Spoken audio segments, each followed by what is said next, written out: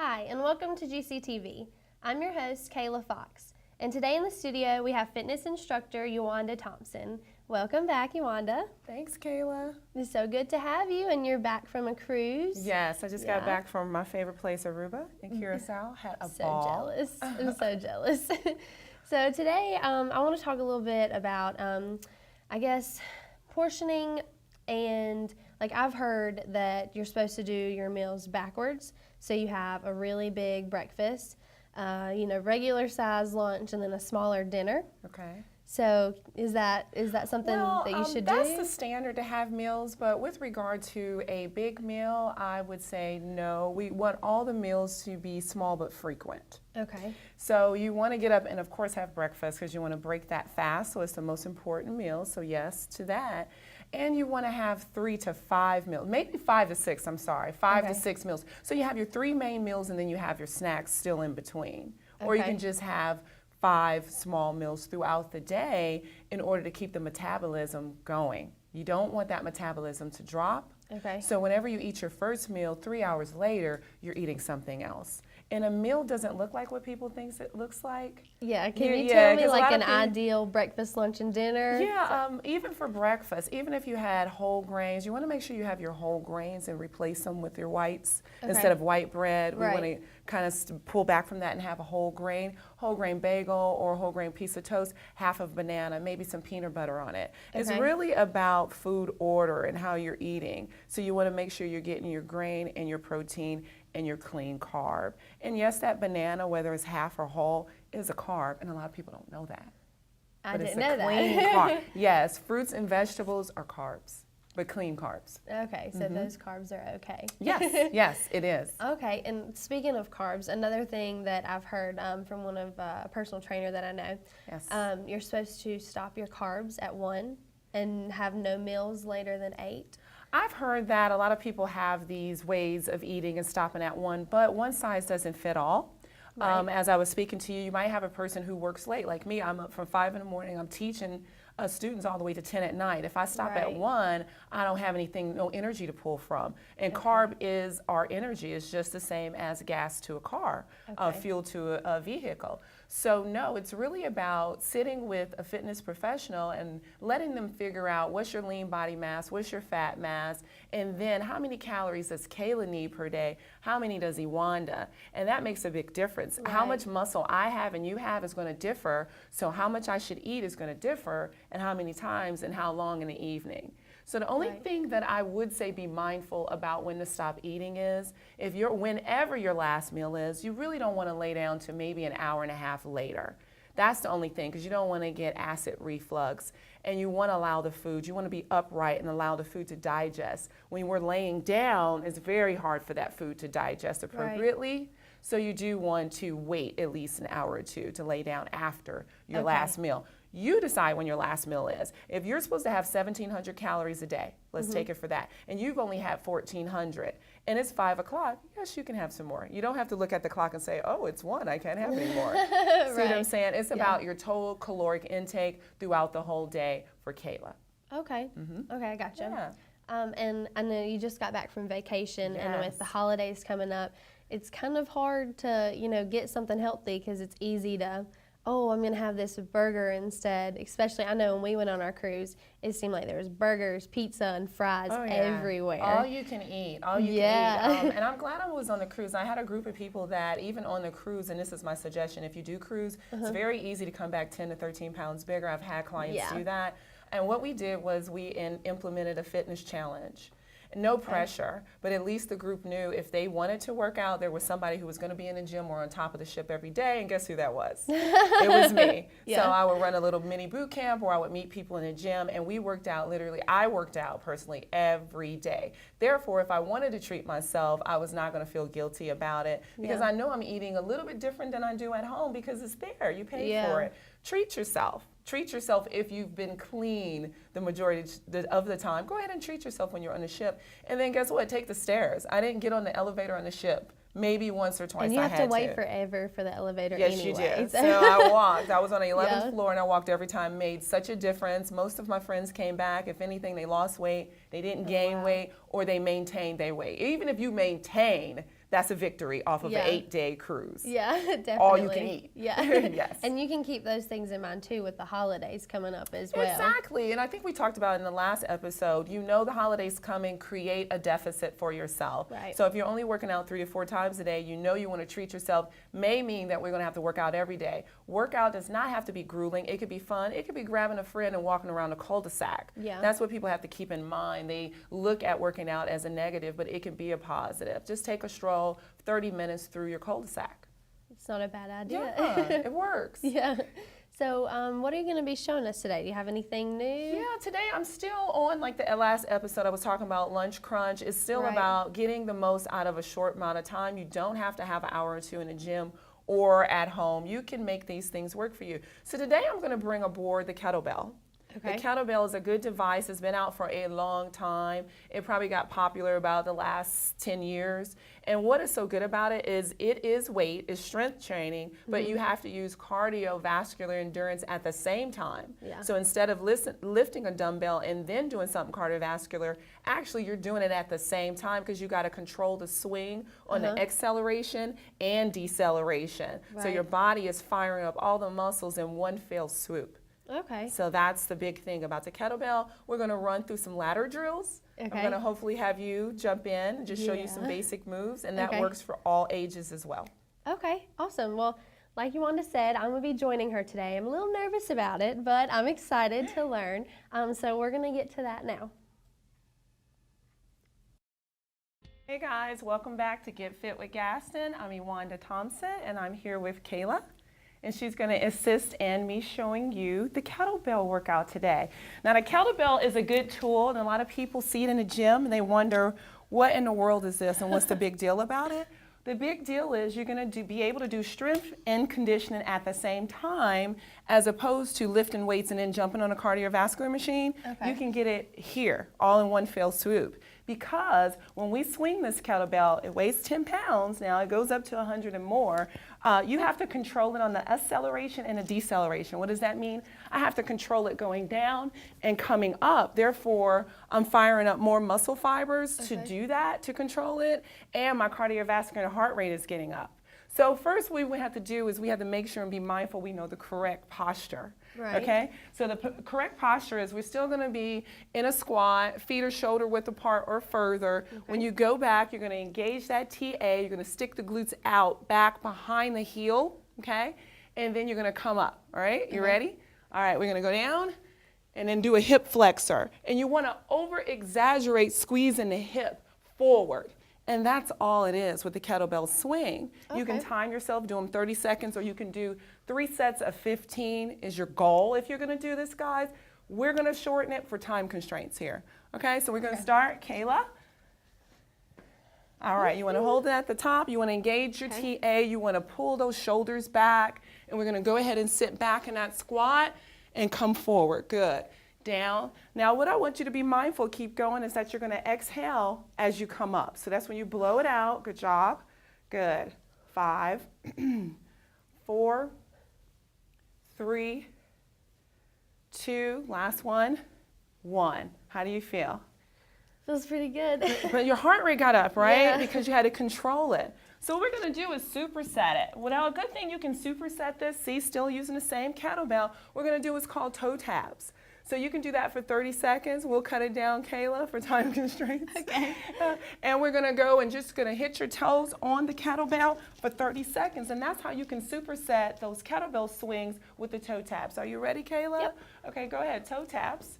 We're going to do it 15 seconds. Good. Knees up, making sure you tap. Keep your TA engaged. Shoulders are still back. Keep breathing for 5, 4, 3, 2, and 1.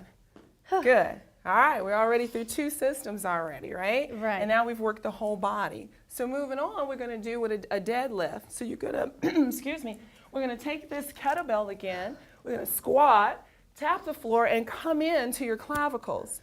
Okay, so it's a squat, bring it in, squat, bring it in. The exhalation is when you're bringing it up, okay? Okay. Gotta be focused on when to breathe. Right. Because if you don't get the oxygen to the muscles, be mindful, the muscles won't grow appropriately. Or you can become lightheaded as well, and we don't want to do that.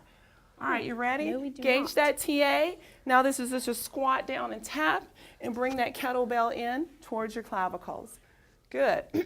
Go ahead and pick up your intensity for me, Kayla. There you go. There you go. 5. Good. 4. Make sure you're breathing. 3, 2, and 1. Awesome. All right, supersetting again. Here we go. Toe taps. Begin. Good. Now this is how we're getting a good workout. I'm continuously keeping her heart rate up. She went from strength training to cardiovascular. Good. Give me 5 more seconds. 4, 3, 2, 1. Good job. Heart rate's up, right? Yeah. All right, so I'm going to demonstrate one that's called the Turkish Getup. Have you done the Turkish Getup before? I've never heard of that. Turkish Getup is interesting. Let me show you guys. So this is nice and slow and control. It's all about strength and endurance. So you're going to start with that weight up. The whole time I'm going to keep my eye on the weight. What I'm going to do is drop back with that left knee, drop my hand back, come down, and then back up. Oh, Lord. Full body workout. The whole time I'm looking at the kettlebell, bridge up, pop up at the top. Now, she can do it without weight. You can do it with me, but without weight, okay? All right, come on, Kayla. So we're going to have your right hand up. Good. Left knee drops. Break back in a bridge. Good. Stay there. Bring your left leg through, all the way through. Good. Lie back. Good so far, right? We're still here. Coming up, still looking at that right hand. Take the left hand back. Bridge your body up. Good. Pull that left knee through. Still looking at the right hand. Pull up at the top. Okay. A lot of energy used, right? Yeah. And then you would superset it with the toe taps again. Okay. All right, so that's the Turkish Getup. One more interesting one I would like to show you is the figure 8 with the kettlebell. Okay. You said you've tried it before. Right. The figure 8 is still squatting, but taking it through. So we're going to squat and take it through, squat, take it through, squat, and take it through. Okay. Abs are engaged. Good. I'm going to pull it up a little bit more when you come to the center. Perfect. Take your time. Give me 5 more. 4, 3, 2, 1. Kettlebell swing with the figure 8. It's much easier when you pull it up higher, too. Yes, it's much easier. You don't feel like you're going to get it all discombobulated. Stuck, yeah. Okay, that's the kettlebell, you guys. I can go on. We'll bring some more in later, but get to know the kettlebell. It's a good way to do strength and conditioning and to tone your glutes. Another way we can progress this and make it fun is we can take it to the ladder. Okay. So I'm going to show you. And you're not familiar with the ladder. The ladder is good. Let me show you the ladder. So what it is we can still burn calories here and work on stabilization at the same time, which is just what you need to know is burning more calories. That's all you're happy about. And I'll show you guys how we can do this and make it fun. So we still have the kettlebell. Okay. And what I'm going to do is squat, feet are on the outside, jump in, bringing it back to that clavicle like we did before. Squat, up, still sitting in my heels, abs engaged, and then bring it back. So making it interesting. It looks so fun. It's so fun. Let's try it, Kayla. Okay, so you're going to start. I'll guide you through.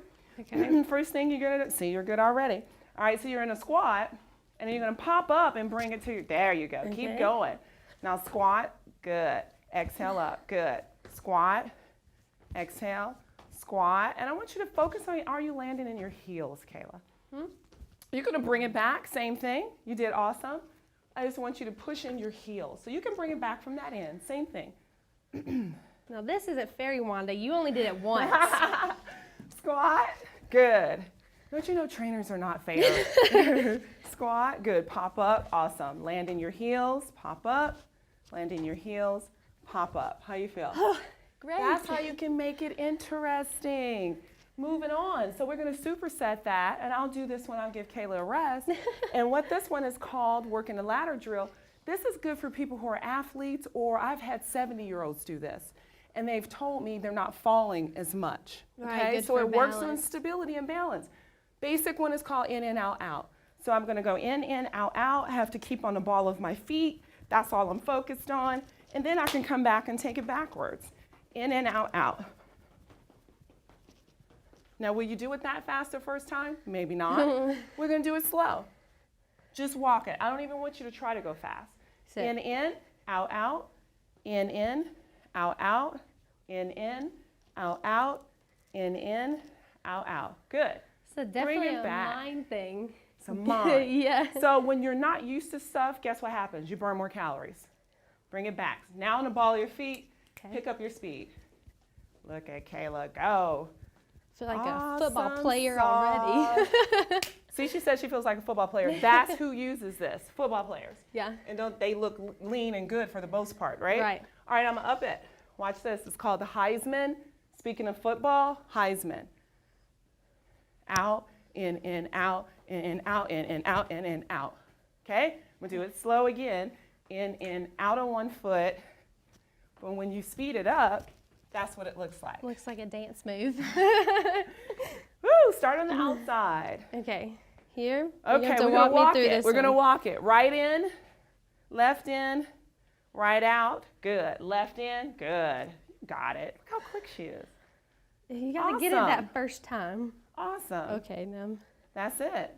Bring it back. So you always go slow the first time because you want to tell the brain, what am I doing? So the neuromuscular system, neurons, brain, talk to the muscle. This is what we're doing. Try it again. All right, see, she's upgrading it. Go, Kayla, go. I feel like I'm skipping one. Is it right? Good, that's awesome. Okay. And after you keep doing it, like I said, you'll get to the point where you're like this. Okay, yeah. Want to try it? No. And I'll bring it back. Same thing. Okay. Good. All right, we'll do another one. Easy one, crisscrosses, okay? One foot's in the front, one's in the back. Crisscross out. Now we're gonna switch. Right foot's front, left foot's back. Open, switch. It's just a crisscross. Okay. Right foot's up. Yeah, open. Switch. There you go. There you go. There you go. Okay. Talk about pressure. She did it under pressure. Let's see if you can bring it back. Okay. Look at that. Perfecto. Ah, Couldn't ask thank for more. you. High five. All right, that's it for the kettlebell. Superset it with the ladder drill. We come back, we're going to show you a couple floor exercises. Hey guys, welcome back. It's Wanda Thompson again. I'm here with Kayla, and we're going to show you some ladder drills that you can do on the floor. Are you ready, Kayla? I think so. I'm going to start with the basic, and then we're going to progress and get a little fancy. So we might be to do the total of 3. We'll just run through them once. Okay. If you wanted to try this at home, you can do them at least 3 times of everything we're doing, okay? So we're going to start at this end, and what we're going to do is a moving plank. So this is to show you that you can use this ladder standing up and erect to work on the lower part of your body, and you can also use it to work on your upper part of your body. So we're going to do the standard plank, but it's going to be a moving plank. So all I'm going to do is I'm going to put each hand in each box. I'm going to engage my TA. Very important to keep your abs pulled into your spine. You don't want your butt tooted up, but you don't want to drop down too low. So you want a good looking plank here. You don't want this and you don't want this. You want it right where the pelvis is neutral. And all we're going to do is walk it to the side. Walking it to the side. So that's just what we call a moving plank. You want to try it, Kayla? Okay. This one makes me nervous. Yes, one hand in each box. Okay. Kick back, engage your TA, and then you're moving to the side. Okay, so move this hand. Yes, there you go. Take your legs along with you for the ride. Perfect. Okay, it's not as bad as Perfect. it looked. Okay, so what we're going to do next is I'm going to take it, you can stay there. I'm going to take it back, and what we're going to do is add on. So now I'm going to do shoulder taps. Okay? All right, I'm ready to go. So what I'm going to do, same thing, shoulder tap, advance. Shoulder tap, advance. Shoulder tap, advance. Shoulder tap. I'm done. You ready? Do shoulder taps. Kick back, gauge that TA. Okay. Good. Shoulder taps, perfect. Advance. Awesome. Advance. Good. One more. Good job, Kayla. Gotta Done. remember to breathe on those. Guess what? You felt it all over, right? So this is all over exercise. So what we're going to do now, last one, is I'm going to get in that plank again, and I'm going to put knee to the elbow, and then I'm going to advance. So it's tap, tap, advance, tap, tap, advance, tap, tap, advance, tap, tap, complete. Let's try it. All right, so your knee's kind of going like out here? Yes. Okay. Now, if she can get them there, that's fine. If not, we're just going to get them as close as she can get them to her elbow. Mine are not going to the elbow right now. The more you do it, the more you get it. Last one. Awesome sauce. High five.